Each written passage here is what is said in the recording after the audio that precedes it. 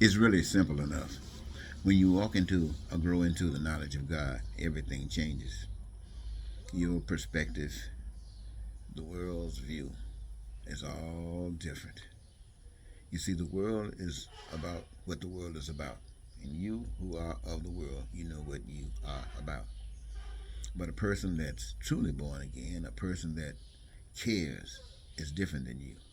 Let me tell you what a person who cares, how they are, and what they represent. A person who cares is one that realizes that the universe, the earth, and all the stuff that we have on this earth, the resources, come from a power outside of man. We call it God. And, we have different thoughts about God because we don't really know what it is, but we know it's superior to us. And we are here by that power. And we have learned by being here that there are certain things necessary for survival, like food and clothing and stuff like that.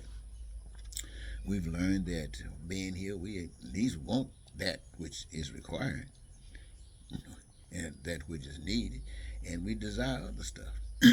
That's individual, that's all of us.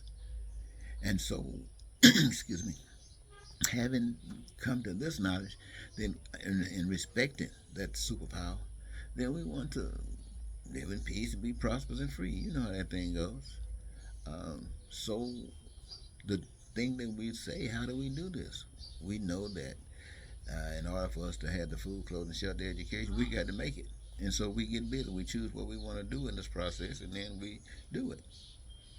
And we do it in abundance. We do it in abundance because each of us participate in the process, and we choose what we want to do, and so we're just having stone gas with it, right?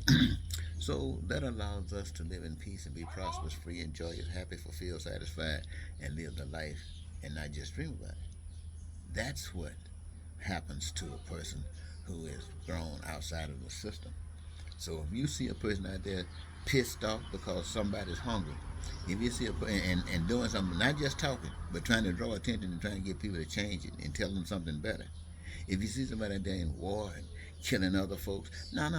That person is not going to sit back under no government standards, under nothing. That's wrong. That's evil. And to sit back and allow that to happen is telling who you're really listening to. You're listening to destruction. And so that sets aside who is working with God. So if we look at America right now, let me ask you something. Who is working with God? Out of all the people in America, who's working with God? Or if you think the people of the world, who is working with God? What people in America is out here making sure and standing up that everybody have access to life, starting with a career?